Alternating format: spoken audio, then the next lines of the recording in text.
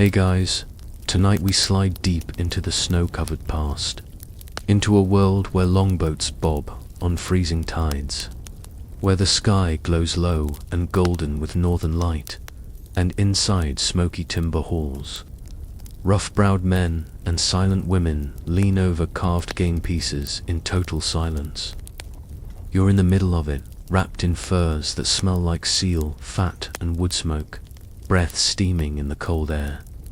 The world outside the longhouse is frozen and cruel, but here the flicker of firelight throws shadows across a simple board of squares, and the warriors who once split skulls now glare at tiny ivory kings. This isn't a scene from some medieval fantasy show. It's real Vikings, real chessboards, and you. You're caught right in the middle of a match that's been going on for over 1,000 years. Just don't get too cocky. You might think you'd beat a Viking at chess. You probably wouldn't. In fact, you probably wouldn't survive the first round. Especially if you mocked their tiny, weirdly emotional-looking pieces, or sat in the wrong seat, or sneezed too loud. So, before you get comfortable, take a moment to like the video and subscribe, but only if you genuinely enjoy what I do here. And let me know in the comments where you're listening from and what time it is right now. I'm always amazed how many of you tune in from all over the world, half asleep, totally cozy, ears full of history. Now, dim the lights, maybe turn on a fan for that soft background hum, and let's ease into tonight's journey together.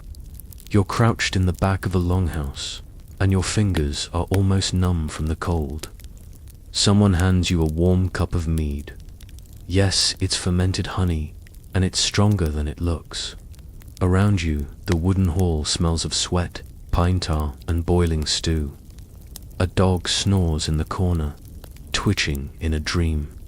But all eyes are fixed on the firelight glowing board at the center. The pieces aren't painted, but they gleam in their own way, hand-carved, worn smooth from years of play and prayer. You notice the king is a little larger than the rest, not dramatically so, but enough that you don't forget who's in charge. The knights, though well, they don't ride horses in this version. Some look more like squat warriors in hornless helmets, or grinning beasts with lolling tongues. One pawn has been replaced with a literal tooth. Human, you don't ask. Chess here isn't just something to pass the time. It's theater, it's training, it's comfort. And in a Viking hall where stories are sung and food is scarce, that counts for a lot. No one speaks as the next move is made. A woman near the fire lets out a low whistle. The loser groans, clutches his beard like it's betrayed him. Everyone laughs. One thing you'll notice: these people aren't just warriors. Sure, they raid and pillage, yes, occasionally, but they also sit around planning fake battles on squares of wood. Why? Because they have long winters and short tempers, and a surprising love for rules. Rules in a world where few things follow them. The mainstream historical fact is this: by the 11th century, chess had made its way to Scandinavia, tucked in the luggage of traders and travelers, and it didn't take long before the Norse took it to heart. They didn't invent the game. India gets that honor, and the Islamic world refined it, but they adapted it in ways that made it unmistakably Viking. But here's the quirk. Unlike later medieval Europe, where chess was mostly for noblemen, the Vikings seemed far less fussy. Archaeologists have found game pieces not only in rich burials, but in the ruins of average houses. Some were carved from ivory or antler, others from clay, soapstone, even wood. One was a walrus tooth with eyes scratched on it, and the game. It wasn't always standard. The rules likely shifted from village to village. Some scholars think what Vikings played was less like the chess you know, and more like a mashup of chess, checkers, and mild psychological warfare. Historians still argue whether the Viking version of chess was played more for social status, military training, or sheer entertainment. One theory says it was a way to plan raids, chess as a metaphor for invasion. Another says it was just a peaceful way to pass the time when the weather wanted you dead. Whatever the truth, it clearly mattered to them. You see it in the care given to the pieces, in how often they appear in sagas, and in how often they show up where you'd least expect, buried under a collapsed barn or tucked behind a cooking hearth. And that's not just nostalgia, that's cultural weight. A hush falls over the hall as the fire pops, sending sparks into the air.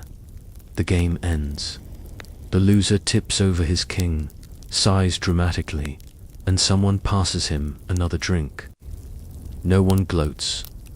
This isn't war, it's warm. You settle into your cloak, the dog now snoring louder, and the board is being reset. It's someone else's turn, and the rhythm starts again. Quiet, careful, a kind of language made of little clacks and tilted heads. Outside, snow drifts down like ash. You don't know it yet, but this exact game, will echo through the centuries. Long after the hall collapses, long after the mead goes flat, long after even the names of the players are forgotten. But the board remains, somewhere, waiting. The warmth of the fire fades as you step outside, breath frosting in the air. The longhouse doors creak shut behind you, muffling the laughter and lazy clatter of game pieces. You follow the path to the dockswell, more like frozen planks jutting into an icy fjord, and watch as ships bob gently under the twilight. One, just returned from a long voyage, smells faintly of salt, sweat, and dried fish. But it's what's in the cargo hold that matters most tonight. Tucked between bundles of silk, spices, and enough salted cod to make a bear weep is something small, wrapped in a cloth that smells of frankincense. A gift, a curiosity, a game. Chess didn't originate in the north. Everyone agrees on that much. But it certainly arrived here, and when it did, it stayed. The mainstream history goes something like this.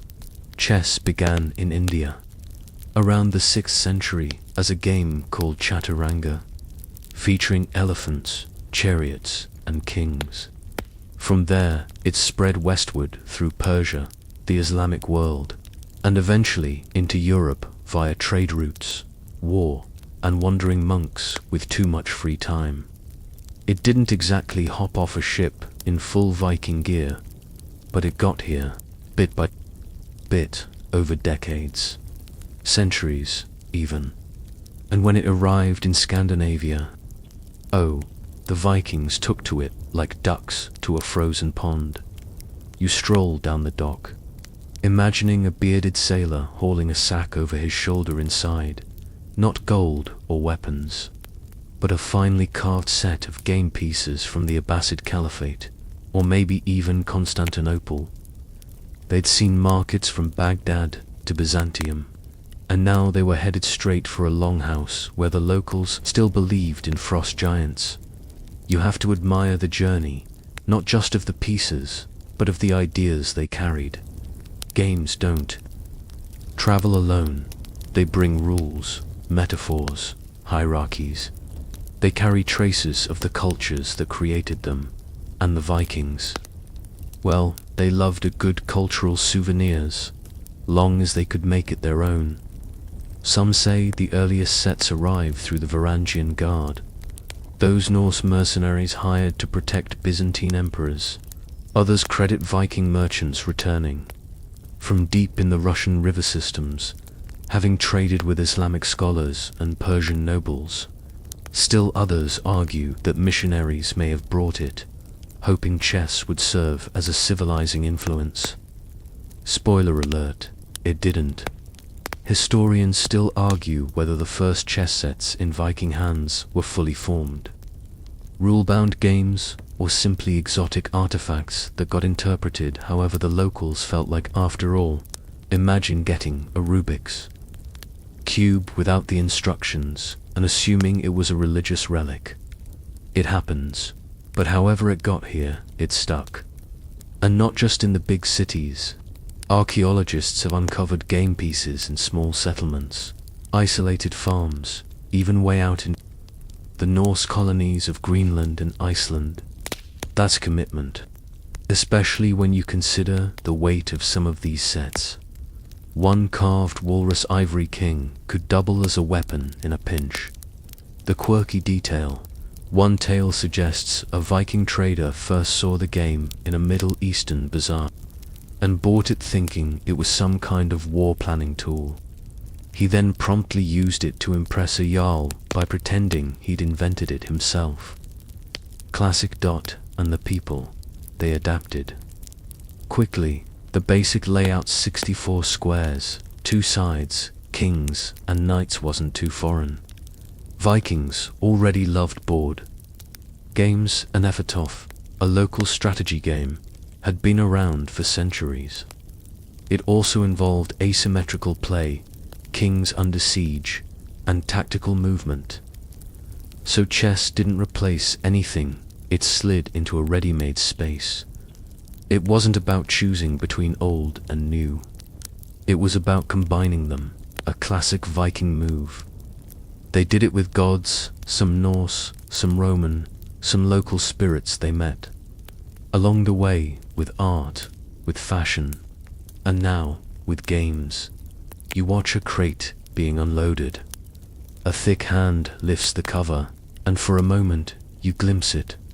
A perfect chess set, tucked in wool, wrapped for protection, carried across stormy seas in a ship that leaked just enough to be uncomfortable.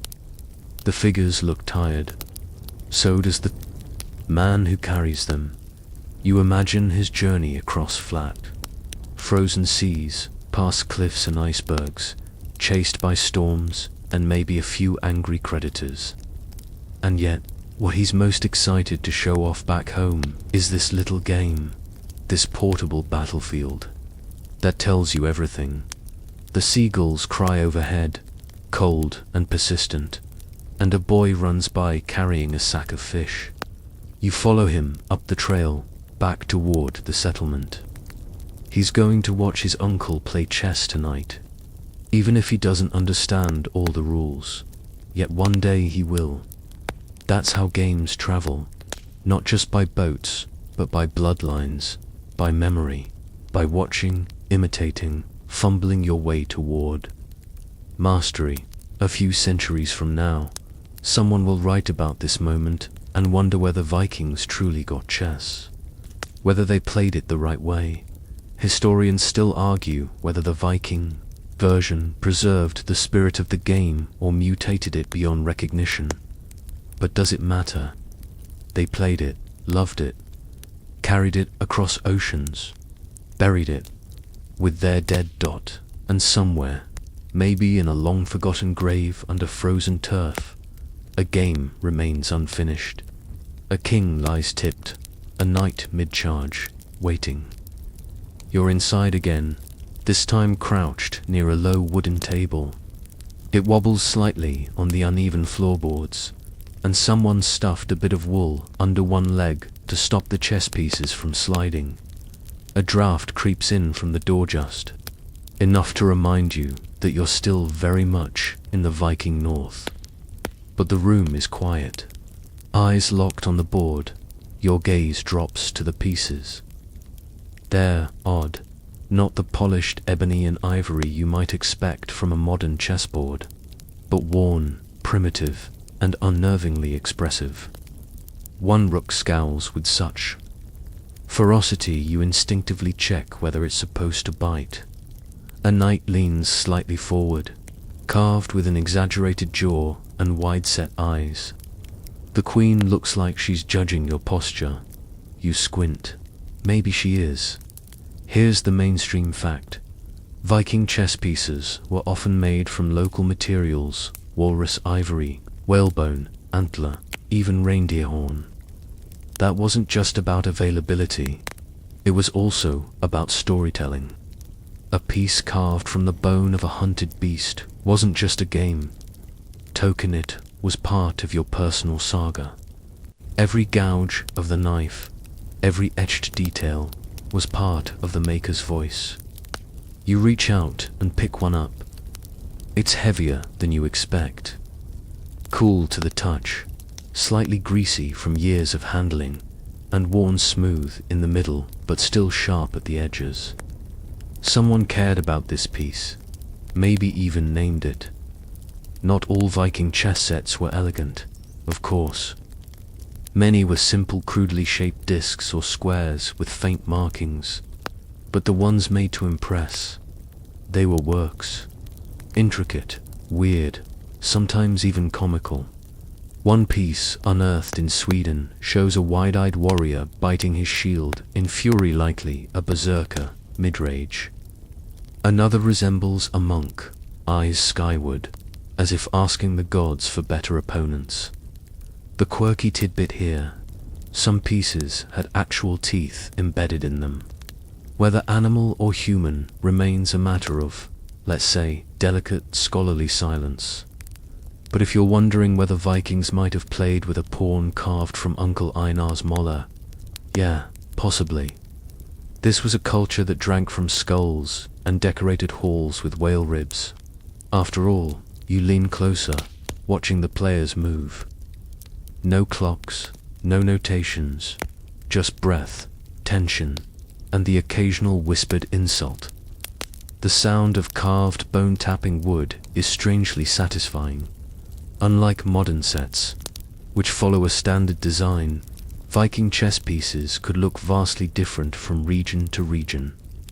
Some were squat, barely abstracted.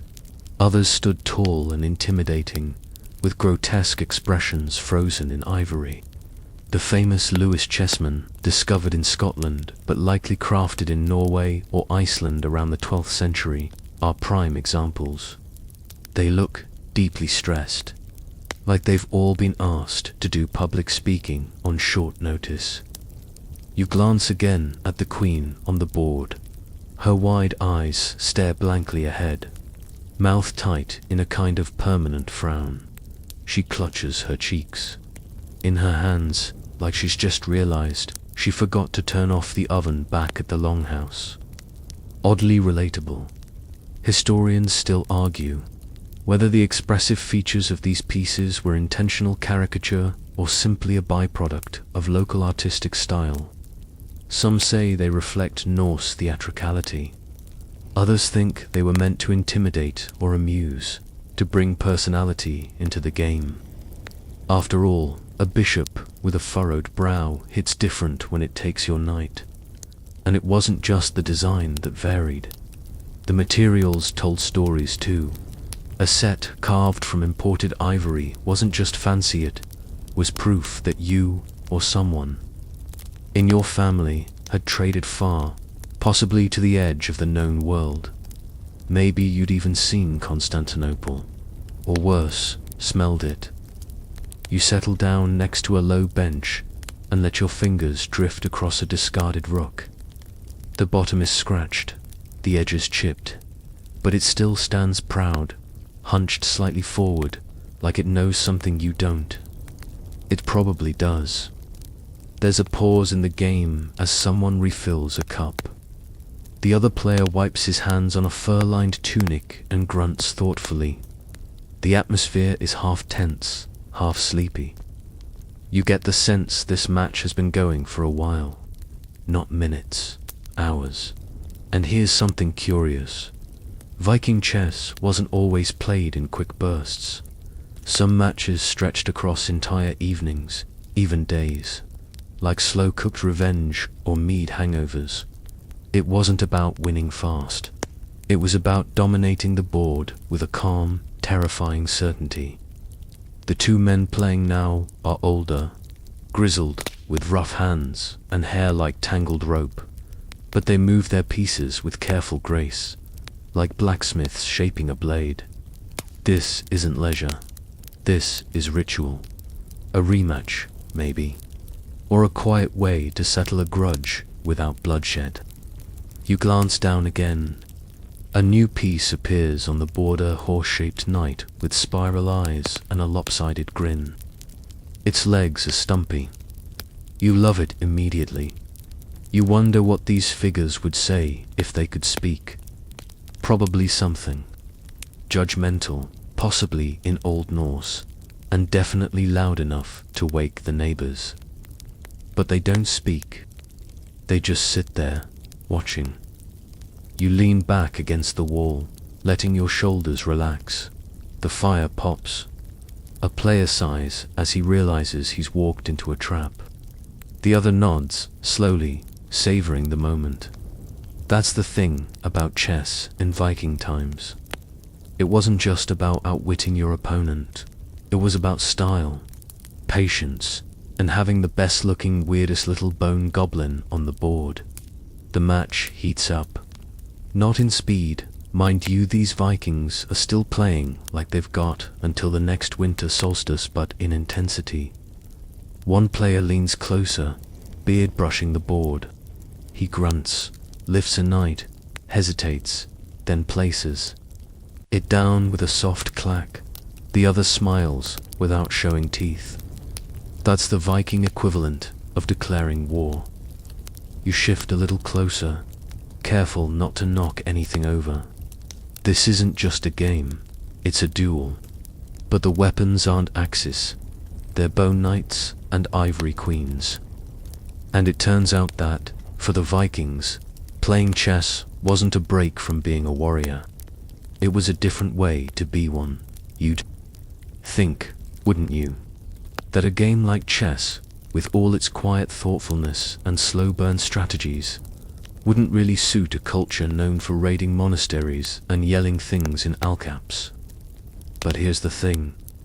Chess thrived in Viking society. Why? Because it was the perfect storm of intellect, control, and subtle dominance. That's your mainstream fact. Vikings didn't just play chess, they played it with flair. Not everyone, of course, but among the free men, warriors, chieftains, and their clever wives, the game became a place to demonstrate strength, wit, and unshakable cool under pressure. You watch as one player captures a bishop. Well, whatever counts as a bishop in this local variation, and there's a quiet ripple through the room. No one cheers. That would be very unchess-like. But someone raises an eyebrow. In Viking culture, that's basically a standing ovation. So what made chess so appealing to people who were otherwise solving most of their problems with sharp objects and shouting?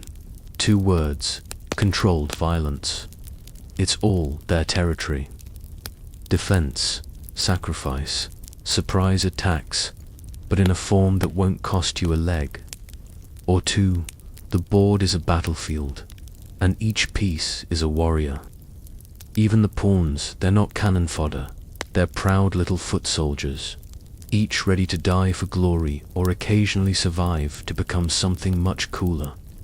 But this was still the Viking world, so of course the standard rules didn't always apply. In some places, the pieces were renamed to better suit Norse sensibilities. Bishops, for instance. What even is a bishop to a Viking? Instead, you might get runners, scouts, or even berserkers, depending on the region. And in some local sets, the pieces weren't symbolic at all. They were characters. A king might resemble a local chieftain. The queen could be modeled after a real-life shield maiden. It was a mix of chess and fan fiction. Really, there's even fringe evidence just enough to raise an eyebrow. Some Viking chess sets included pieces that didn't exist in the original game. Think of it like modding your Skyrim setup.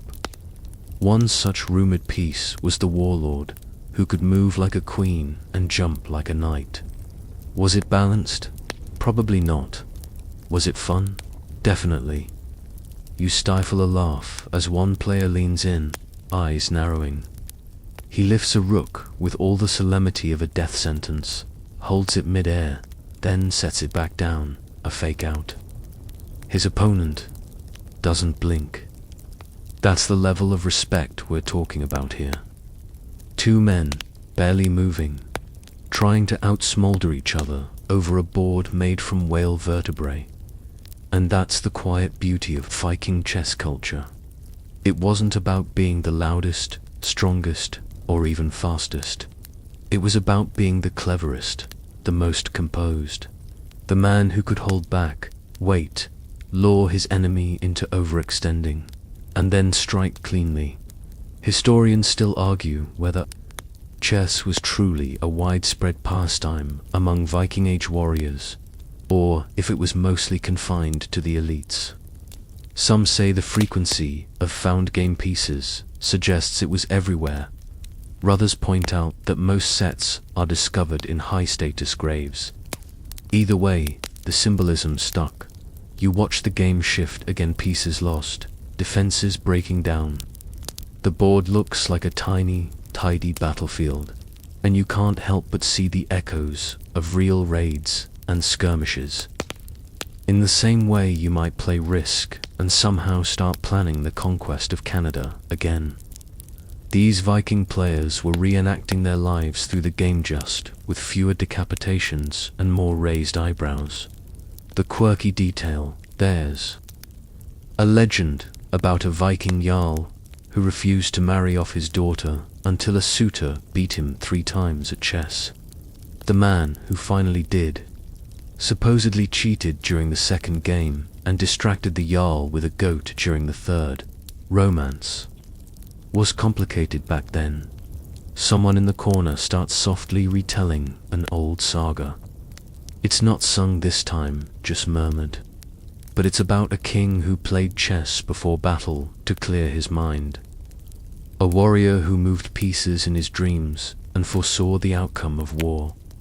A ghost who returned not to haunt, but to finish a game. Left incomplete.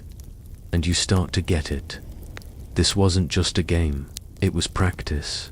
Preparation, a safer arena to flex your mind, sharpen your instincts, and prove your worth without bloodshed. You didn't just win at chess, you conquered at chess. You glance back at the board.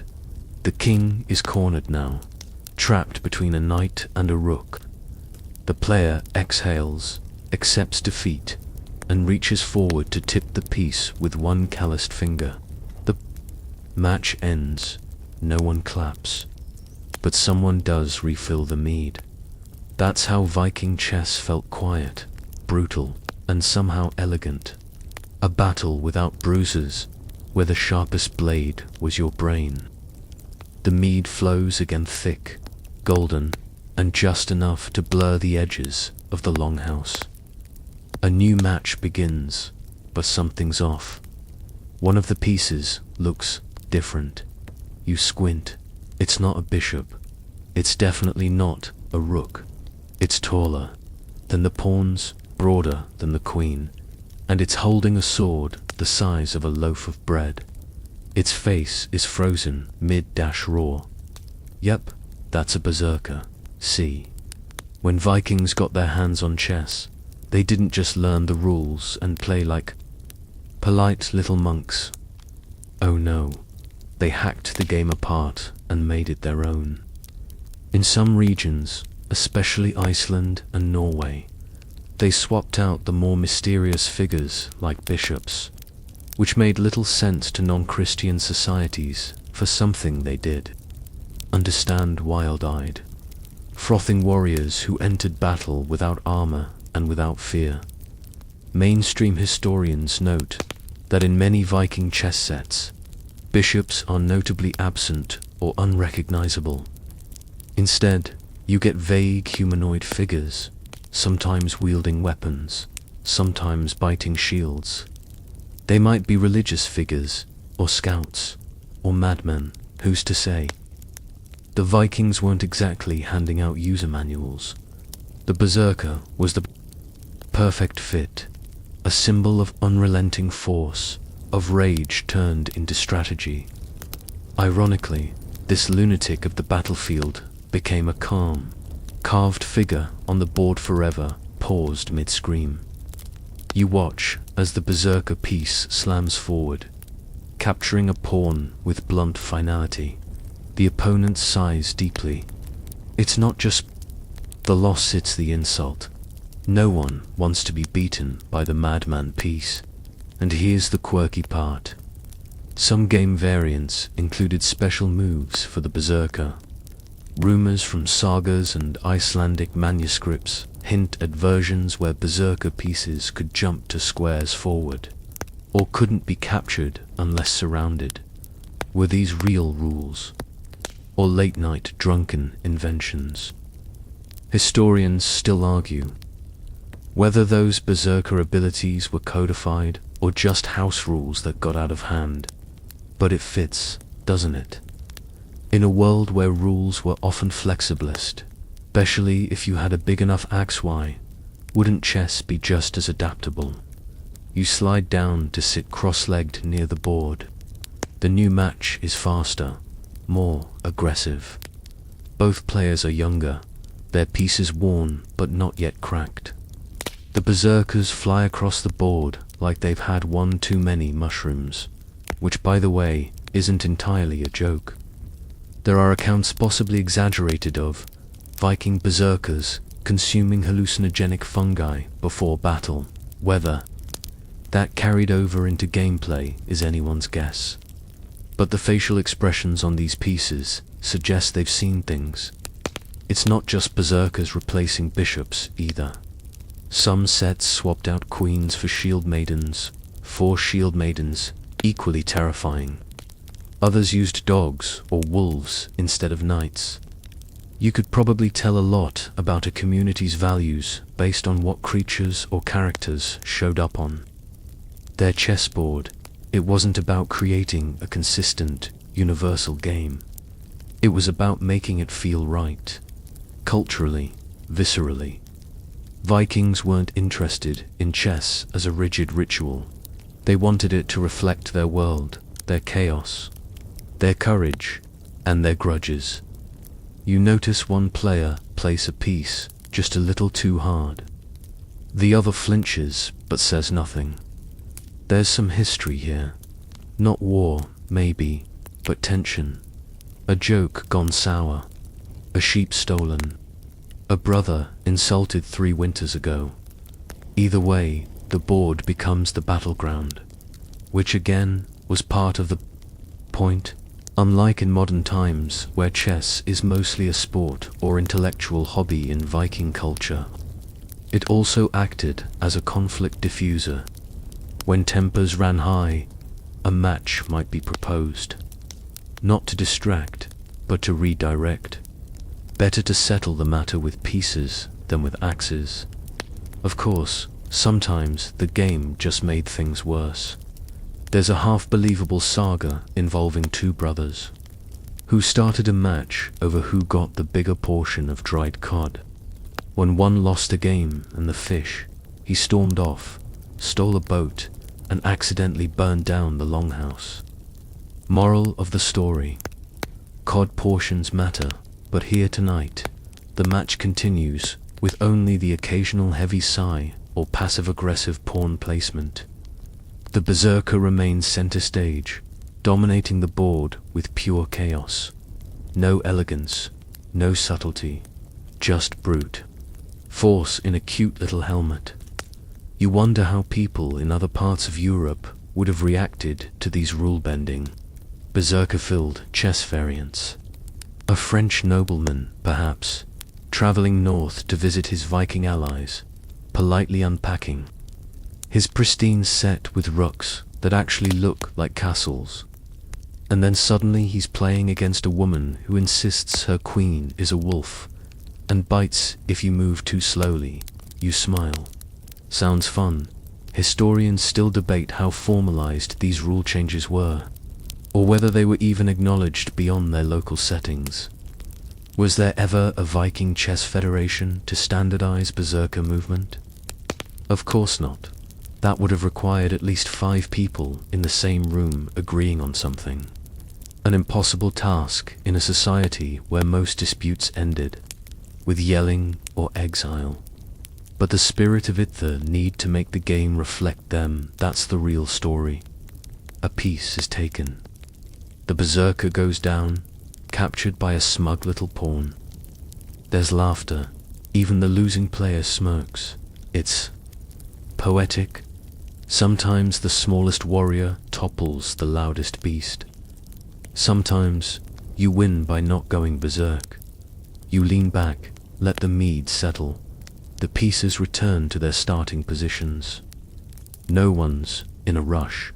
The next match will start when it starts, and in the flickering shadows, you think about how a game can change shape, change rules, and still somehow remain the same. Because whether you're calling it a bishop or a berserker, you're still sitting across from someone, daring them to outthink you. The hall quiets again, but not in the way it does when everyone's just drunk and full. This time, it's quieter, heavier, as if the smoke in the rafters is holding its breath. 2 older men sit at the board now, their furs draped across their shoulders like cloaks, their faces drawn tight with age and memory. One of them doesn't move his left arm much. The other has a scar that cuts across both lips, like a cruel reminder not to smile too often. The pieces between them aren't just for fun tonight. This match means something, and you know it the moment you see what's beside them. A sword, freshly cleaned and laid gently on the table's edge, and a carved chess set, older than anyone else in the room. You sit down slowly, your knees creaking like the wooden floor. No one speaks. Not because they're tired, but because they know. One of these men is dying. That's the thing. For the Vikings, chess wasn't only about training for war or killing time on a longship. It was something deeper, something almost sacred. That's your mainstream historical fact. Many Viking burials, especially of high status, individuals contain gaming pieces. Full sets, often laid next to the body with care, as if the deceased might need them in the next world. Think about that. In a culture where you're buried with tools, weapons, and sometimes even horses, the chessboard is right there among them. A game so serious, so connected to identity and intellect, it's packed alongside your sword. And the weirdest part, some of these game sets are incomplete. A missing king, a scattered handful of pawns. Maybe they were played until the very last night, or maybe the missing piece was carried by the living, kept as a memory of the one who passed. A piece not lost, but held on to. Historians still argue whether these games were meant to be played in the afterlife, or simply acted as symbols of status, prestige, items for the rich and powerful. But more than one saga speaks of warriors playing games in Valhalla, where each move is watched by the gods, and the losers just laugh and try again. The match in front of you unfolds at a glacial pace. You watch one man hover over the board, fingertips trembling, then place a rook with exaggerated care. His opponent doesn't respond right away. He closes his eyes. You can't tell if he's thinking, remembering, or saying goodbye. This isn't just chess, it's ritual, and you suddenly understand why so many old sets have notches worn into the corners, or faint burn marks from candles, or red-stained wood that might have been wine, or might not. These weren't shelf pieces.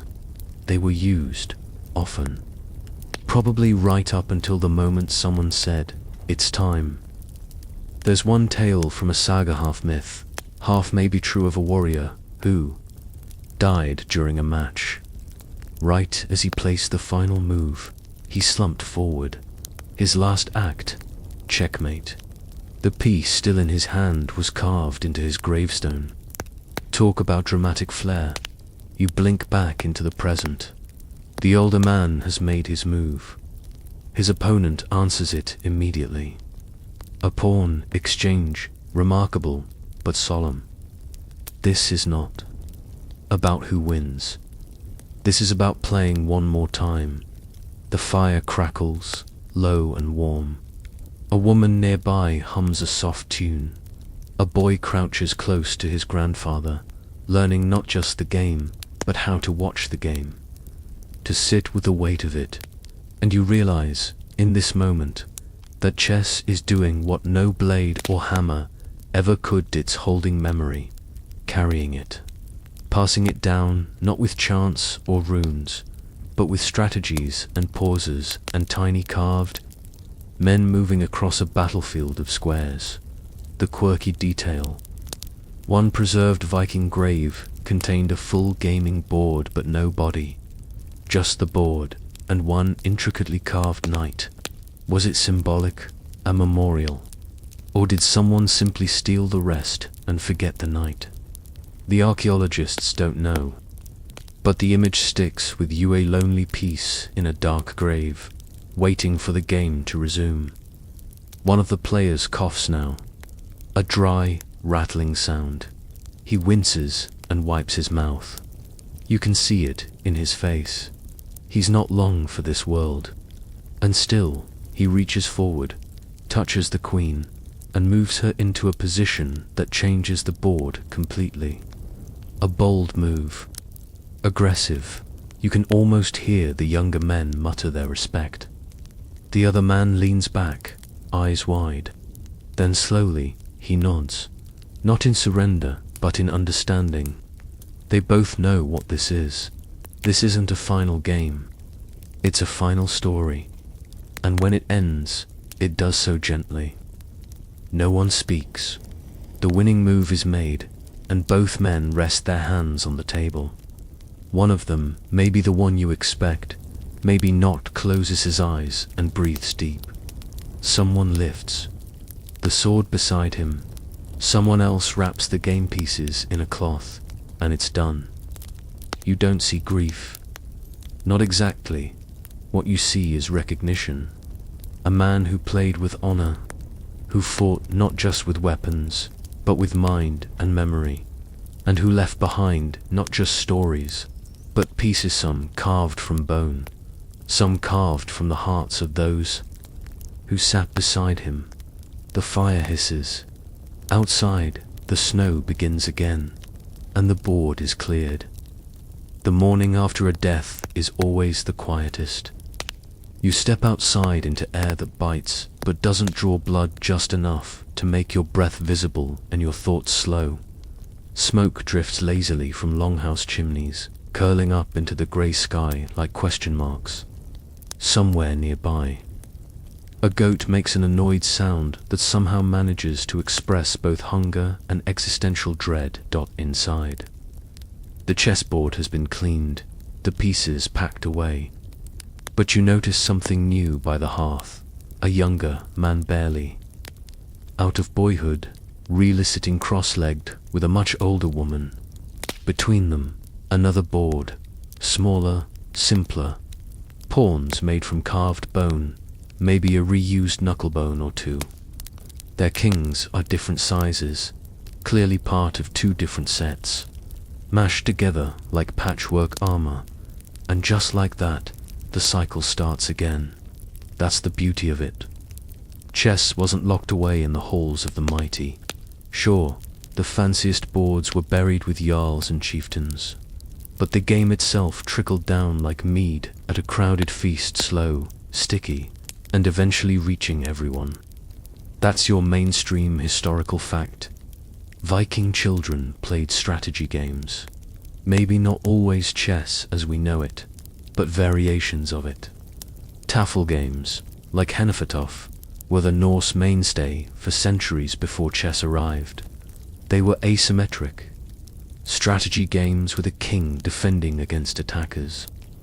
Often played on boards that looked a little like chess but followed different rules.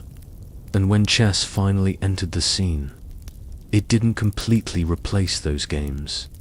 It joined them, sat beside them, shared space with them, like cousins at a family dinner table who argue over who gets the last piece of dried fish. The quirky part: some historians believe that children may have been among the first to blend the rules, merging elements of tafl and chess into strange hybrid games. Think of it like ancient game modding: pawn movement borrowed from chess, kings from tafl, knights renamed as wolves because wolves are cooler, the usual. Historians still argue whether these early adaptations were regional quirks or just household improvisations. But the archaeological record tells a clear story: game pieces found in remote farms, buried near children's graves, or tucked into storage pits like forgotten toys. Someone was playing, and they weren't always old. You sit beside the boy and the woman. She's explaining the rules, softly, not scolding, not lecturing, just guiding. His brow furrows as he tries to remember which way the knight moves. She corrects him gently, then lets him try again. It's in this quiet, intimate moment that the real magic of Viking chess emerges. Not in the dramatic duels or burial rites, but in learning, in passing down a skill that sharpens the mind as much as the blade, in teaching a child how to see the board not as squares, but as possibilities. You imagine the conversations that happened like this for centuries. No, your rook can't jump. That's the berserker. This one just runs in straight lines. Or, yes, the queen is strong, but not invincible. Like your mother, you chuckle to yourself. That last one was probably said more than once. The woman points to a pawn. This one, she says, is the youngest warrior. He can only move forward, but if he reaches the far end, she trails off, letting the boy finish the thought. His eyes widen. He becomes a queen. She nods. He grins like he's just discovered fire. And in a way, he has. This transformation, a humble pawn, becoming the most powerful pieces, one of the most striking aspects of chess. And to the Vikings, it must have been a revelation, a cultural touchstone in a world where your birth didn't always determine your fate. Sure, the Jarls held power, but many Norse stories and real-life sagas tell of men and women rising through cleverness, courage, or pure stubbornness. The pawn's journey wasn't just a game mechanic, it was a parable. You watch as the boy makes his next move. It's not a good one. The woman doesn't correct him. She lets the mistake happen. That's the game to dot behind them. Someone starts carving a new piece. You hear the scritch of a blade on bone, rhythmic and patient. The figure isn't finished, but already you can tell it's got a smirk. That's another thing. Chess taught patience, planning, the ability to think not just about this move, but the 1-3 turns from now. And for a people who spent months at sea, watching the sky and calculating when the ice would thaw, that skill wasn't abstract. It was survival. Historians still argue whether chess actually changed the way Vikings thought, or simply mirrored their existing mindset. But either way, the fit was seamless. Strategy had always been a part of their culture. Now it had a smaller, quieter battlefield to play out on. You close your eyes for a moment and listen. The fire, the knife, the boy whispering check with a thrill in his voice. All around you, the game continues, not just on boards, but in minds, in memories, in hands guiding other hands. There's no fanfare, no trophies, just the warm hum of thought and tradition, passed like a story from one generation to the next.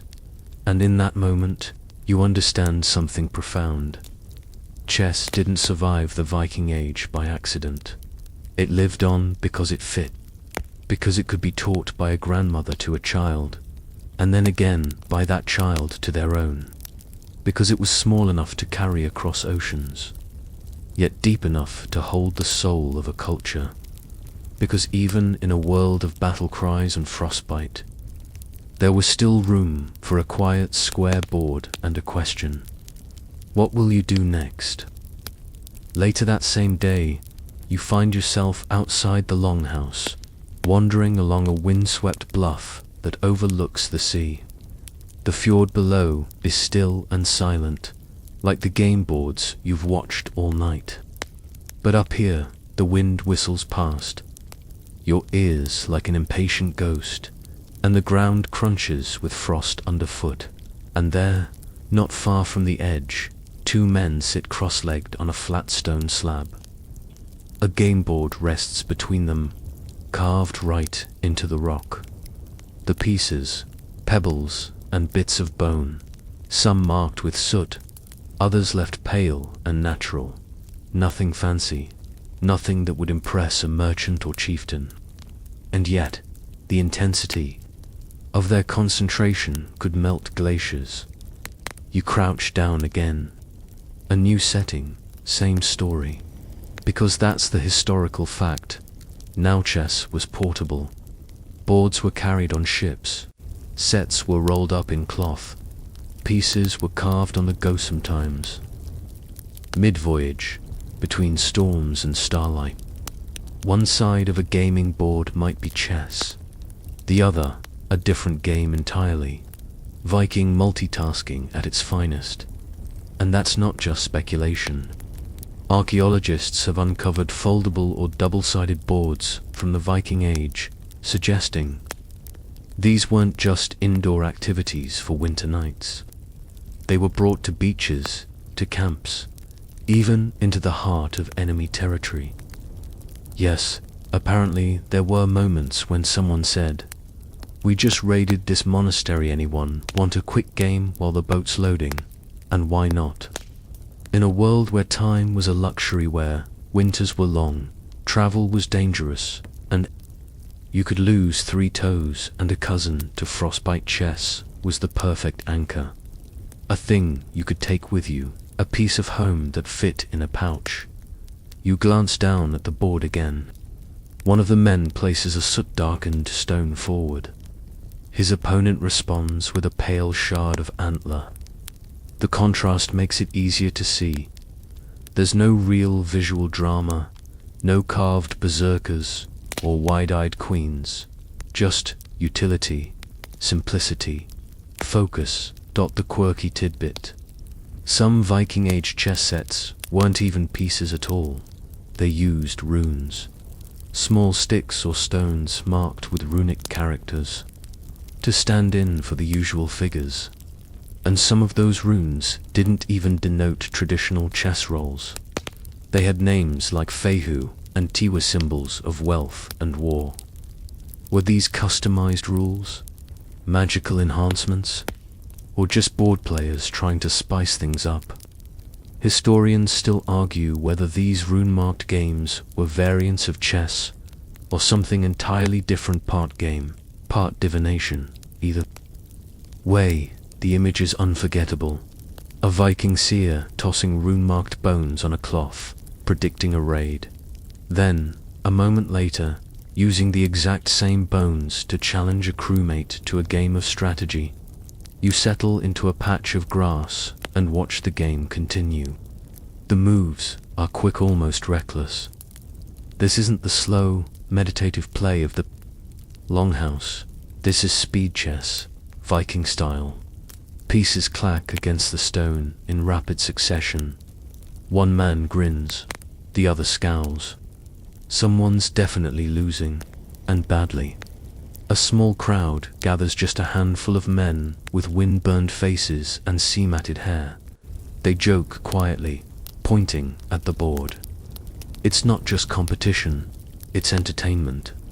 Something to break the monotony of the wait before the next journey, the next storm, the next fight. Because remember, these weren't people lounging in comfy chairs with snacks and lattes. They were warriors, traders, sailors, constantly on the move. The fact that they found time and energy to play chess at all speaks volumes. It wasn't a chore, it was a need. Even in the cold, even on a boulder, you shift your weight as one of the players suddenly leaps up, triumphant. The other groans, but laughs. Someone tosses a handful of dried fish bits as a joke reward. It's a friendly match, sure, but you get the sense that reputations were just slightly adjusted, that someone will now be known for the rest of the voyage as the guy who lost 3 pawns in 4 moves. As the group starts to disperse, you notice another figure approaching. She's younger, maybe mid-teens, and she's carrying her own small cloth pouch. She sits down across from the winner, lays out her own makeshift piecesteine, polished stones, each marked with paint or scratch marks. Mark sand resets the board. The men smile, a few linger to watch. This isn't a society that tells anyone not to play. The game belongs to all, and as they begin, slowly at first, then with growing boldness, you realize something. This isn't just a pastime. It's currency, not of gold or silver, but of identity. If you can play, and play well, you've bought yourself a kind of status, recognition, even, dare we say it, safety. Historians still argue whether this kind of informal chess playing carried any legal or social weight. Could a good player earn land, favors, respect? Some sagas suggest so. Others remain silent. But the undercurrent is there in the stories, in the laughter, in the pieces scraped together from a half-broken comb and a rock. You stand, stretch, and brush snow from your knees. The sun never really rises here, just sort of smears itself across the horizon and calls it a day. But still, it's enough light to see by, enough to spot the quiet beauty of 2 people leaning over a rock, eyes darting between mismatched pieces, lips pressed tight in concentration. A Viking battlefield could be a coastline, a longship, a banquet hall, or a slab of stone and a few pebbles by the sea. You walk away slowly, boots crunching frost, and wonder who'll win that match. It doesn't matter, of course. What matters is that they played. By the time you wander back into the village, dusk has returned, not that the sun ever got very far above the horizon to begin with. That eternal twilight of the far north makes time feel like taffy, stretched and looping. Fires have been stoked. Again, inside the longhouse, and through the wavering heat, you spot something unexpected. Not another match. A tournament. It's not official. Of course, there's no banner, no bracket etched into runestones, but there's a rhythm to the room. A low murmur of bets being made, players trading places, spectators pretending not to care too much while keeping one eye locked on every move. At the center, for boards, 8 players, each pair absorbed in their match like nothing else exists. You squeeze in along the wall, letting the warmth soak into your cloak, and realize something. This isn't just a game anymore. It's a performance. That's your mainstream historical fact for this round. Chess in Viking society became more than a pastime. It was public spectacle, especially among elites. There are records and sagas describing feasts where noblemen would gather to test their wits against one another, often with the entire hall watching. It wasn't just about victory. It was about showing control, strategy, and dignity in the face of pressure. You know everything a Viking wasn't during an actual raid, but here, in this firelit pressure cooker of a tournament, you feel it in real time.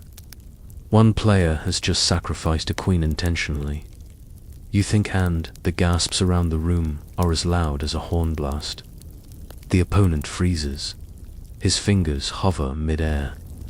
Even the dog near the hearth lifts its head in confused judgment. Was it a blunder, or the setup for something brilliant? Historians still argue whether the Vikings truly valued deep strategy in chess, or whether they just enjoyed the feel of victory. But some ancient texts imply that cunning sacrifices and long-game planning were deeply respected. The sagas mention men who won by waiting or set traps on the board more clever than any laid with axe or net. And there's no greater bait than an abandoned queen. The player finally takes it, greedily. You can almost see his thoughts. This changes everything. It does, just not the way he thinks. Because 3 moves later, he's in check. 4 moves, and it's mate. The hall erupts in a chorus of whoops, slaps on the back. 1 cup of mead thrown into the air in what was maybe celebration or maybe protest. The losing player shrugs, tries to smile, but it's the kind of smile that suggests a future rematch, possibly on a more axe-friendly field. And that's when you spot it, a carved stick being passed between spectators. Not money, not food. A tally stick. Someone is keeping score. This tournament might be informal, but it's recorded. Someone's reputation will rise tonight. Someone's will fall. You lean back and think about how modern chess tournaments come with rules, clocks, even commentary. But in this longhouse, the rules are whispered, clocks are ignored, and commentary comes in the form of grunts, mead, sloshes, and quiet murmurs like, he's gonna regret that bishop. The quirky detail. There's at least one documented case of a Viking noble who hosted an entire winter feast around a multi-day chess event. Players were invited from distant settlements, each bringing their own set, some with pieces carved from amber or walrus ivory. The winner didn't get gold or land, but the right to carve their name into a communal game board, the equivalent of posting a high score in Valhalla's arcade. Tonight's games aren't that grand, but the energy is there. Every piece placed is a performance. Every loss taken with exaggerated stoicism, as if to say, I meant to do that. I'm just generous with my knights. 1 pair finishes. The winner lifts his hands slowly, dramatically, as though the move required divine permission. The opponent lowers his head in mock defeat, then gently knocks over his own king and act as old as the game itself. A new challenger steps in. The cycle continues, and as you watch, you begin to realize how this fits into the Viking social order. Raiding might have earned riches, but reputation honor was its own kind of currency. And here, on a chessboard, you could earn it without swinging a weapon. You could prove yourself wise, composed, ruthless, but also generous. A good sport, a worthy opponent. Historians still debate the role of women in these tournaments. While many sagas focus on male players, some whisper of noble women who played in private salons, or even humiliated would-be suitors by beating them on the board. One tale even tells of a shield maiden who refused to marry unless a man could best her in 3 consecutive games. Spoiler, no one did. Back in the longhouse, the crowd has shifted, made space for more matches. You recognize one of the players. The boy from earlier, now invited to try his hand against a grown man. There's no scoffing, no patronizing smiles. Only space made at the board. That, perhaps, is the greatest honor of all. He loses, of course, but he lasts longer than anyone expected. And when he shakes hands afterward, a newer tradition, likely, borrowed from Christian lands, the man claps him once on the shoulder and says something you don't catch. Probably praise, or maybe just advice on not blundering bishops quite so early. The tournament winds down as the logs burn lower. Players stretch and yawn. Someone starts a slow song about a hero who once played chess with Odin and lost his soul on a bad night fork. No one seems to care that it's historically impossible. It's a great story. The last match ends. The score is noted. The pieces packed away. The winner, he just shrugs. Victory, like mead, is best enjoyed slowly. And as you sit in that fading glow, the firelight flickering across game boards old and new, you realize something else. In the Viking world, there was more than one way to be a legend.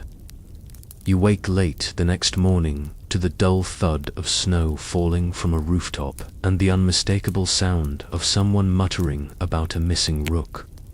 The longhouse smells like ash and stale beer, but outside, the air is knife-sharp and bright. Today, it seems, is a travel day. Sleds are being loaded, oars checked for cracks, and wool-wrapped bundles tied tight. But amid all the pre-departure bustle, there it is, against someone setting up a chessboard, because of course they are. You follow the sound to the edge of the harbor, where a merchant vessel is preparing to sail. And there, just beside a barrel of salted herring and a sleeping dog, two men in thick cloaks are playing a match right on the pier. One of them keeps glancing at the tide like he's half hoping it turns back. The other is already chewing on dried cod, and between them, the board is laid out with pieces carved in mismatched shapes. A few are cubes. One might be a whittled tooth, but the tension, pure tournament energy. That's your mainstream historical fact for this section. Viking traders helped spread chess throughout northern Europe. As early as the 10th century, chess began appearing in port towns and trading posts, often piggybacking on routes that carried amber, furs, and silver dirhams from the east. Viking longships weren't just floating tanks, they were also cultural blenders carrying ideas and objects from Byzantium to Ireland and back again, and chess. It fit nicely in a cargo hold next to silk and ceremonial axes. The man chewing cod makes a bold move, sliding what looks like a carved pebble diagonally across the board. That's your bishop. The other scoffs. It looks like a toe. Your queen's a fishbone. The first one retorts. Touché, the quirky part. Some Viking chess pieces, discovered in trading hubs like Hnefatafl or Rib, aren't made of ivory, wood, or bone-butt glass. Tiny cobalt blue fragments shaped into abstract game pieces. Historians still argue whether these were high-status display items or used in actual play. After all, glass was rare and valuable, especially in the north. Playing with it might have been the equivalent of whipping out your gold-plated laptop on a fishing boat.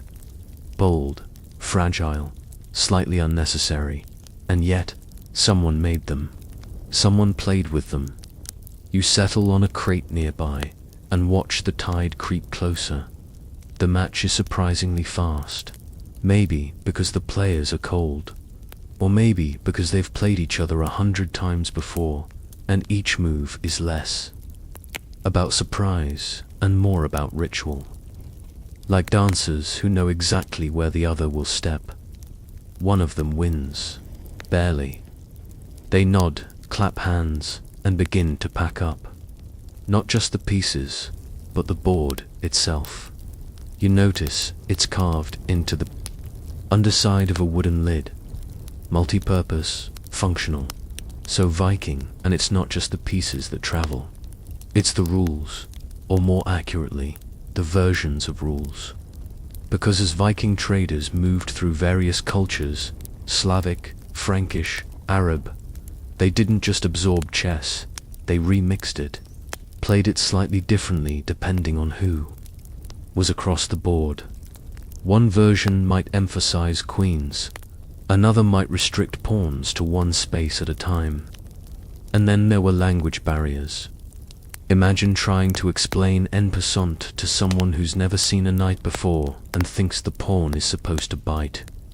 Historians still argue whether these rule shifts were deliberate adaptations or simply the natural outcome of oral transmission. After all, Viking culture relied more on spoken stories than written texts. So games, like sagas, were remembered just differently enough each time they were retold. A new player sits down now young, with wind-reddened cheeks and hands too large for the tiny pieces. The older man offers a few soft corrections as they begin, and you realize something. This isn't just another match. It's training, because the sea is not kind. Long voyages meant days of cramped decks, poor rations, and waiting for weather to turn. Chess was more than distraction. It was discipline, the ability to plan, to predict, to not panic. What better preparation for steering a boat through storm-thick waters than practicing patience with pawns? You shift your gaze to the ship itself, creaking, hull already groaning under the weight of barrels and men. Above, a black sail flutters. That's not for battle, it's for distance. A long voyage, maybe east, maybe south. But wherever they're headed, a game of chess will be played before the next moon rises. You'd bet a whole smoked salmon on it. The quirky bit no one tells you. In at least one recorded case, a Viking trader supposedly won a business negotiation because he beat the other man in chess first. Whether it was intimidation, respect, or just a case of inflated ego, no one knows. But it worked. Trade routes agreed. Prices set. Game over. And as the boy makes his final move, awkward but effective, older man gives a soft smile. Good, again. They reset. The ship creaks louder now. It's time. Sacks hoisted, last bundles lashed down. But even as the boat begins to drift from the pier, you catch sight of that same board, again this time balanced between two sailors. At the bow, already mid-match, already pretending not to be freezing. Because chess wasn't just something Vikings brought back. It was something they carried with them. A passport of the mind. A game that crossed borders long before maps were even accurate. And as the ship vanishes into the fog, one final move is made a rook, sliding across rough-carved squares before the board disappears into mist. Back on land, the day passes slowly, and you retreat into the warmth of the longhouse once more. This time, it's quieter. No tournaments, no wild cheers, no bets being whispered behind tankards of ale. Just the low crackle of the fire and a steady voice. You follow it, weaving past a sleeping hound and a woman spinning wool, until you see her. An elder, hair like storm clouds, eyes sharp as ice crystals. She's telling a story, but not just any story, a saga. And in the middle of it, a chessboard. You ease to the floor beside her and listen. The story is about a warrior prince, not just brave, but clever. A man who never rushed into battle without first defeating the king on the board of fate. Each of his victories, she says, was predicted by how well he played chess the night before. If he won the game, he would win the war. If he lost, he waited. That's your mainstream historical fact tonight. Chess crept into Norse storytelling, folklore, and sagas. While the game itself came from elsewhere, the Vikings absorbed it so completely, it became a metaphor, a symbol, a narrative tool. Heroes weren't just strong, they were strategic, wise, calculated. Their strength wasn't limited to the sword, it extended to the mind. You've already seen how this game traveled in pouches and ship holds, but here round a fire, with words as the only currency, it travels in imagination. And now for the quirky part. In some of these sagas, chess isn't even just a game. It's used in riddles, dreams, even prophecies. One tale tells of a woman who dreamed her brother's death 3 days before it happened, each piece on the board representing a member of his crew. As the Black Queen captured the final rook in her dream, she awoke, sobbing. The next morning, the Raven banner flew half-mast. Historians still argue whether these symbolic uses of chess were literal cultural beliefs or literary embellishment. But even if exaggerated, they reveal something deep. The game wasn't just a pastime, it was meaningful. It had weight. The elder's voice softens now, her fingers absently tracing the carved edge of the chessboard beside her. The firelight flickers over its surface, revealing lines worn smooth by generations of hands. She tells another story, this one about a Jarl who used chess to choose his successor. 3 sons, 3 games. The winner got the land, the loser, exile.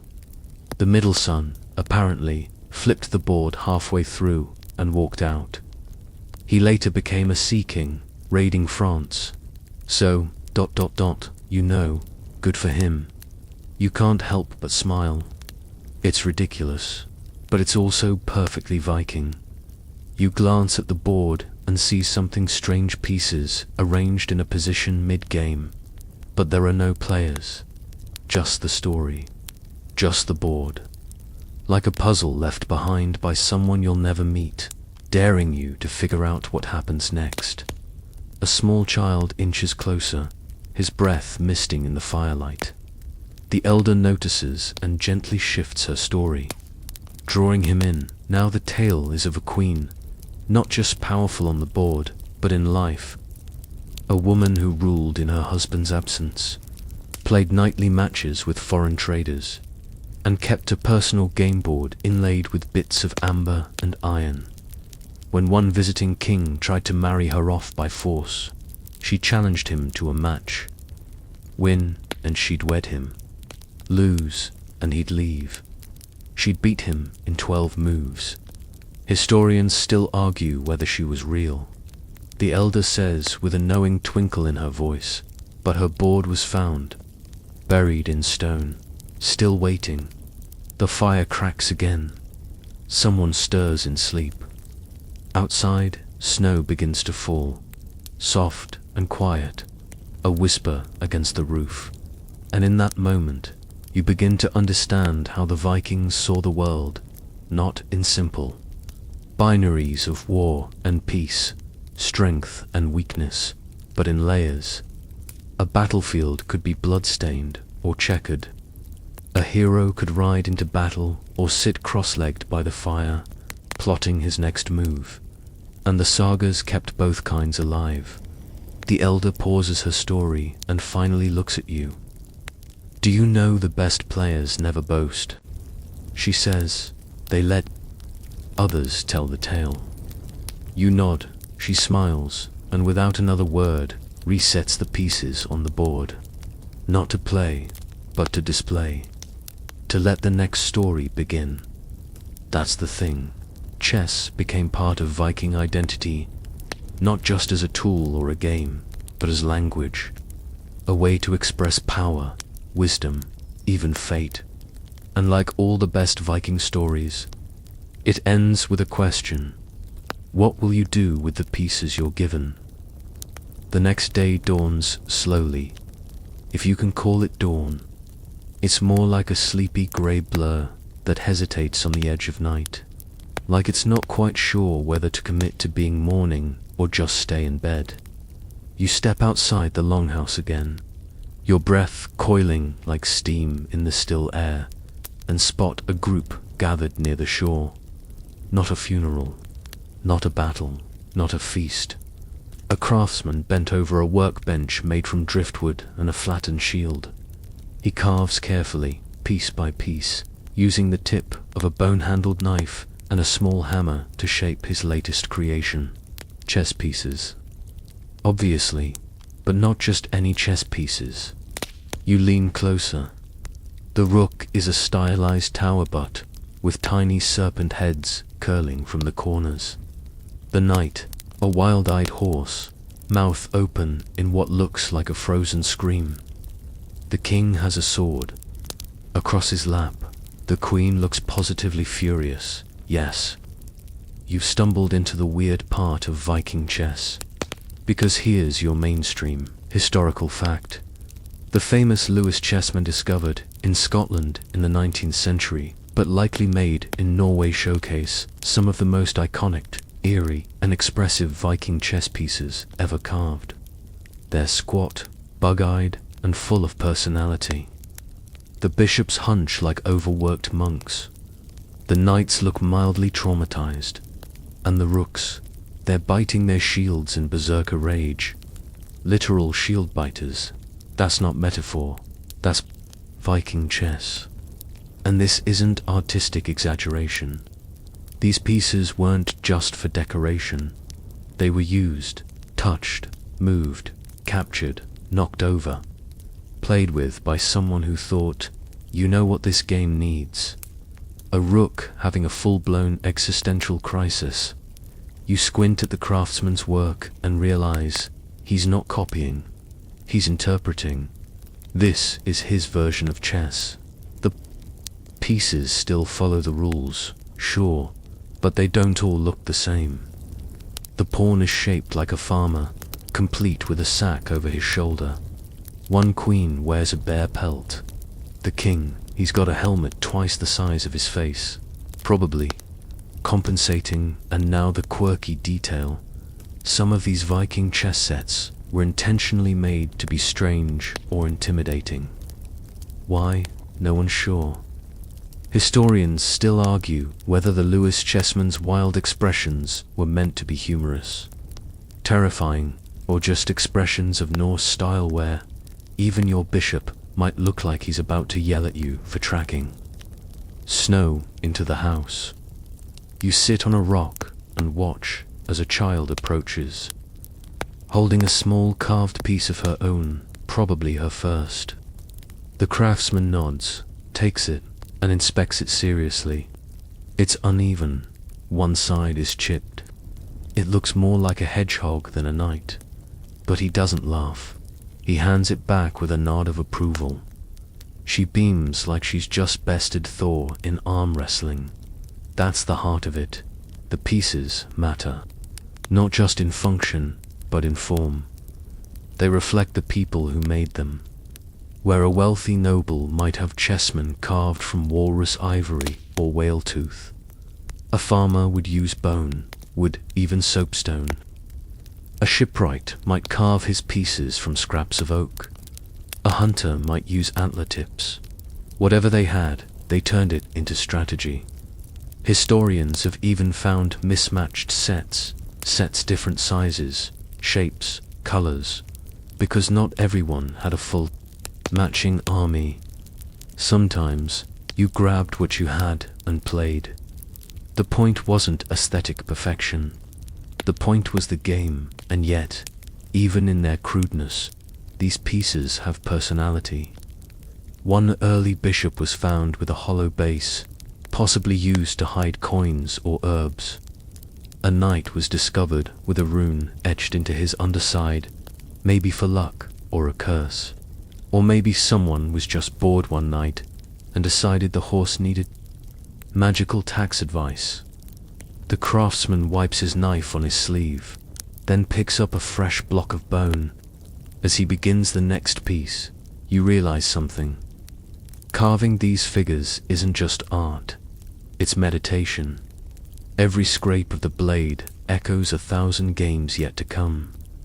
Every line tells a story not yet played. And there's a whisper of something older here too. Because long before chess arrived in Scandinavia, the Norse had a deep tradition of carving symbols into objects' runes for protection. Stories on stones, gods etched into pendants. Chess became just another canvas. You watch as a trader comes forward and offers a small bag of goods in exchange for a full set. Negotiations begin. One piece is rejected for being too sleepy looking. Another is praised for its intense eyes. This is art dealing, Viking style. And it's a serious business. The wind picks up. Snow begins to fall in fat, slow flakes that don't so much drop as hover. You draw your cloak tighter and wonder how many people over the centuries have stared down at tiny carved kings while waiting out a storm. You know the answer. Too many to count. And here's the real revelation.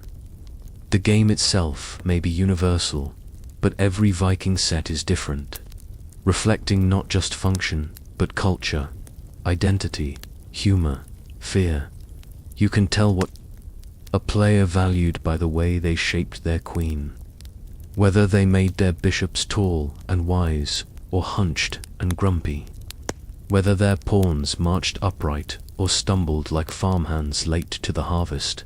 You smile, because this is where the quiet part of history lives, not in battles or shipwrecks, but in the care someone takes to carve a tiny, furious rook, and then smile when someone else picks it up and says, "Let's play."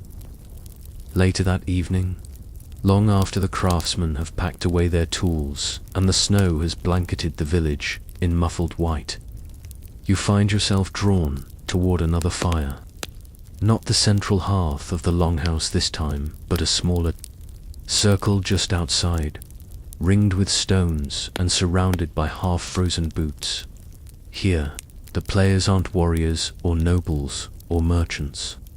They're travelers, outsiders, a monk from the south, judging by the threadbare robe, a Sami trader with thick gloves and a reindeer hide hood, and a man with a strange accent who keeps saying rook like it's a bird he just caught for dinner, and still there's a chessboard between them. Which brings us to the next point in our winding Viking bedtime saga, the cross-cultural chess connection. Your mainstream historical fact is this. By the 11th century, chess had become a common ground across cultural, religious, and geographic lines in Europe and beyond. Vikings, those restless seafarers, were at the center of this web, connecting Muslim Spain, Byzantine Constantinople, Christian Ireland, and the snowy trade outposts of Novgorod. And everywhere they went, they encountered different flavors of chess. New rules, new boards, new opponents, and yet they all played. You crouch near the fire and notice that the board here is different, slightly smaller, with unfamiliar markings. On the edges, the monk keeps muttering about the divine order of the pieces. The Sami man, by contrast, is smiling slyly, like he's about to pull a fast one with his knight. The quirky tidbit here, there are stories half legendary of entire diplomatic meetings taking place on when there was no shared language, no trusted translator, and no neutral ground. You brought out a board. A pawn could become a proposal, a queen, a threat, a checkmate, an agreement. Historians still argue whether some of these accounts are literal or metaphorical, but in several cultures, especially among Norse and Eastern traders, just became a kind of social passport. If you could play well, it was assumed you had discipline, intelligence, and a sense of honor. And in the world of politics and fragile alliances, that was better than a handshake. The monk makes a dramatic sigh as he realizes his bishop is cornered. The Sami player merely raises an eyebrow and nudges his knight forward with one gloved finger. The outsider with the bird accent chuckles quietly and whispers something about knight forks being nature's way of keeping players humble. You can't help but grin. There's a warmth here, not just from the fire, but from the game itself. These men likely disagree on many things. Gods, maps, who owns what fjord. But in this moment, their shared knowledge of how the pieces move binds them tighter than any treaty could. One match ends. Another begins. The monk insists on starting white, quoting some divine preference, and nobody argues. A boy brings around a flatbread and dried apples, and soon even a couple of passers-by join the circle not to play, just to watch. Because it's not just about winning, it's about showing up. And now comes the subtle part. The board isn't just a game, it's a mirror. Each player brings their culture with them. The monk tends to protect his king fiercely, prioritizing structure and sacrifice. The Sami player favors bold openings and unpredictable, sideways attacks, more trickster than tactician. The third, patient, coiled, always waiting. You wonder what your style would be. You look up and notice someone carving the match into a piece of driftwood, documenting not just the moves, but the players, their names, their hometowns. This too is history. Not in parchment or saga, but in the grooves of a branch tossed up by the sea. And the best part, no one's keeping score, not really. Because the point isn't domination, it's connection.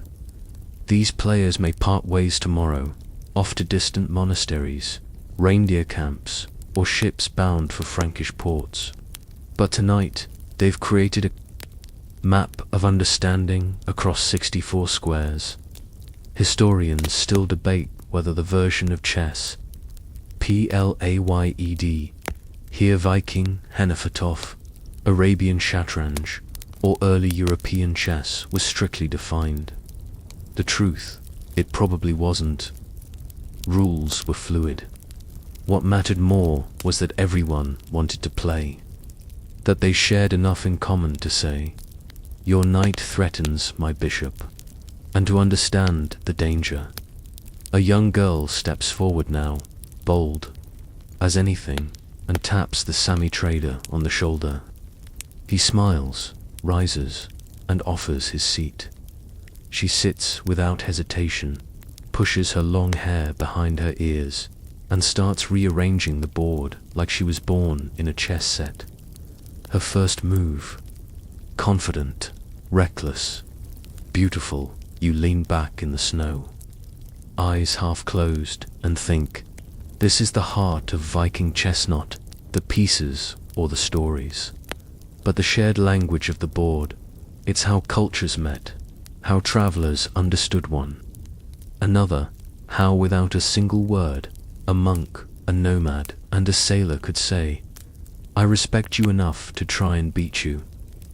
Snow falls in silence now, heavy and slow, like the world is being gently erased and redrawn in soft white.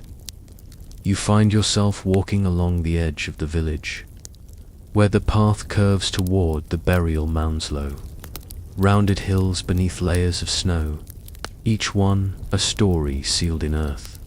And beside one of them, you spot something curious, a stone marker, weathered, moss-scrawled, but faintly, just faintly, you can make out the shape of a chess piece, a king, or maybe a rook. It's hard to tell, but it's deliberate. Someone carved this, and not just for decoration. You kneel in the snow, brushing off the powder, and it hits you. This person wanted to be remembered with the game. That's your mainstream historical fact for this section. Chess pieces have been found in Viking graves, buried alongside weapons, jewelry, and tools. They weren't just toys or decorations. They were part of what people took with them. The pieces were often placed carefully, as though the game might continue in the afterlife.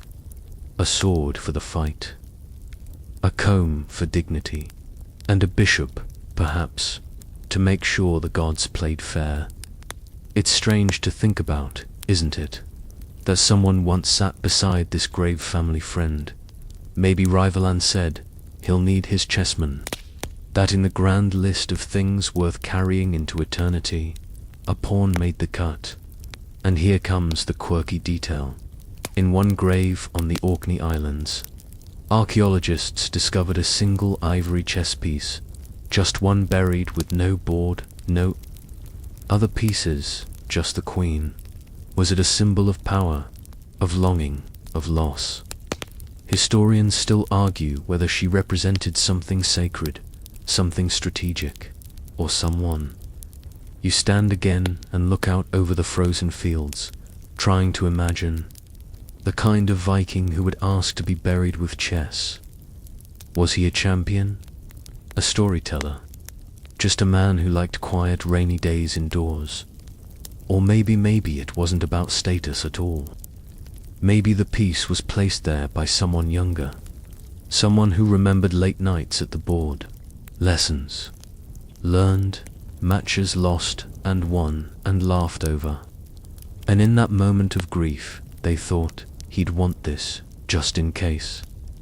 Back in the village, you return to the longhouse, where a quiet match is unfolding.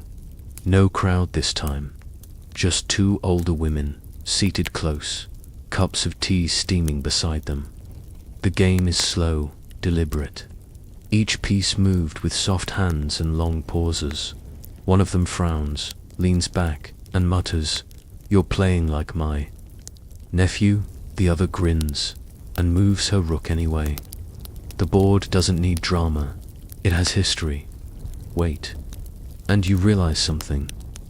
Chess wasn't just a Viking pastime, became generational, passed down like stories, like blades, like songs. A grandfather taught his grandson not just how to swing an axe, but how to trap a queen. A mother passed on the knowledge of how to read a board as clearly as a map. And that's why the pieces ended up in graves, because they meant something beyond the game. Because sometimes the most important victories weren't on battlefields, they were on quiet nights, by quiet fires, across a checkered board of wood and bone. Historians still puzzle over the variations in burial sites. Some include full sets, some just a single pawn. Were these markers of class, tokens of memory, tools for the afterlife? No one agrees. But the pattern is there. Across Viking lands, when people died, their chessmen often went with them. You watch as the women finished their match, a quiet checkmate. No drama, just a nod, a shared smile, and the gentle brushing of a hand over the board to reset. And you feel it now not as history, but as something much closer, something present, because every game is a conversation between players, between generations, between the living and the dead. You step outside once more, into the deepening blue of approaching night, and look back at the mounds, and you wonder how many of those pieces are still in play. By now, the village sleeps.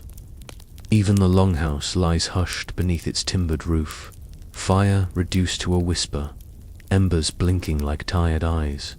The snow hushes every sound, and yet you find yourself wide awake, tracing the path you've walked a dozen times since arriving here. Back to the small annex near the edge of the village, where a few of the elder children gather after chores, after supper, when the stars stretch out like threads above their heads. You hear them before you see them: laughter, the soft rattle of wooden pieces, and something that sounds suspiciously like a wager involving smoked fish. You ease open the door. Inside, a handful of kids sit cross-legged on rugs. A single oil lamp glows in the center, surrounded by not one, but 3 boards. The games are fast, sloppy, hilarious. Someone moves a knight like it's a rook. No one stops them.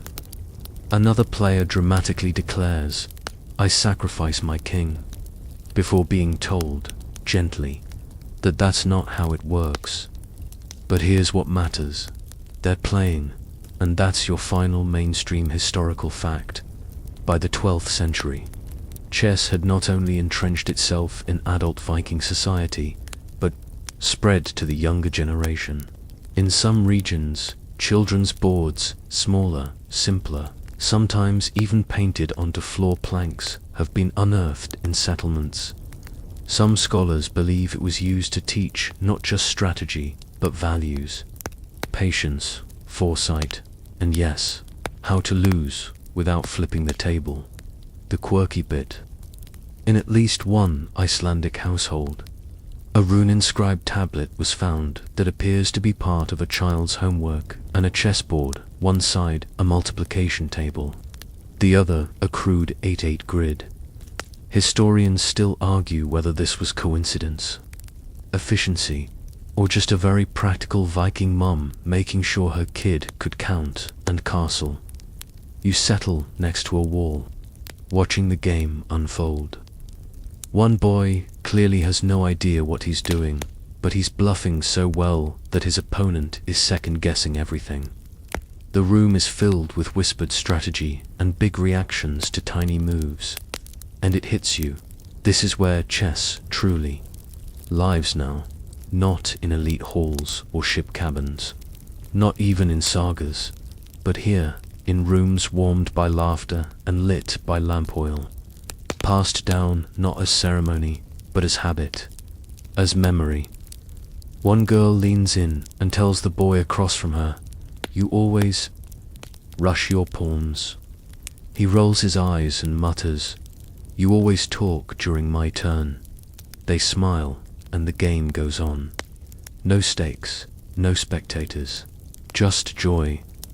You glance around and realize that almost every child has a piece tucked somewhere. Favorite pawn in a pocket, a carved knight hanging from a leather cord, even a queen smoothed from soapstone being used as a lucky charm. The game is not just played, it's carried. And now the full circle closes, because what began as an import from Froth, Lanzan, elite pastime of scholars and nobles, has become part of this place. Viking land, passed from raiders to traders, from warriors to weavers, until it slips quietly into the hands of the young. This is how culture survives, not by grand gestures, but by small, repeated motions. Pawn to e4, capture, reset, try again. The matches continue, growing slower as eyelids droop. One board is quietly abandoned. Another ends in a draw that sparks a sleepy debate. You don't interrupt. You just watch, letting the flicker of lamplight and the rhythm of the game settle into your bones like warmth, and then it's over. Pieces packed, blankets pulled tight.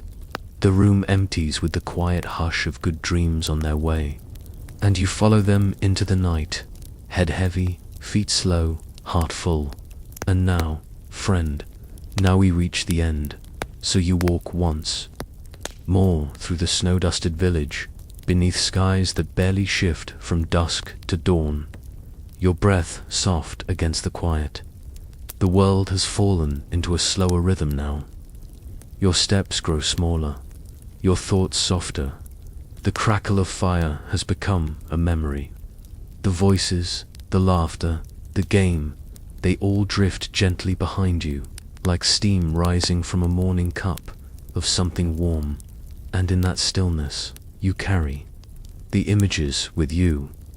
A warrior leaning over a carved board, a child grinning over a clumsy checkmate.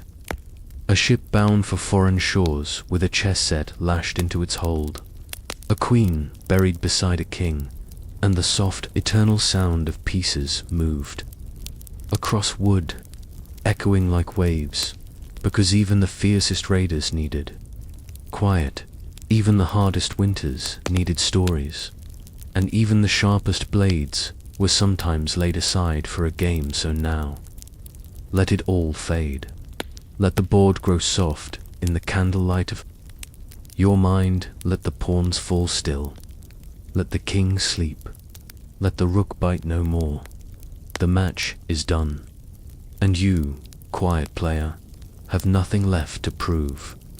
Your thoughts settle, your body rests, and somewhere in a longhouse far away, another game begins. But not for you, not tonight. Tonight, the pieces are still, The board is clear, and your dreams peaceful, gentle, endless, are waiting. Good night.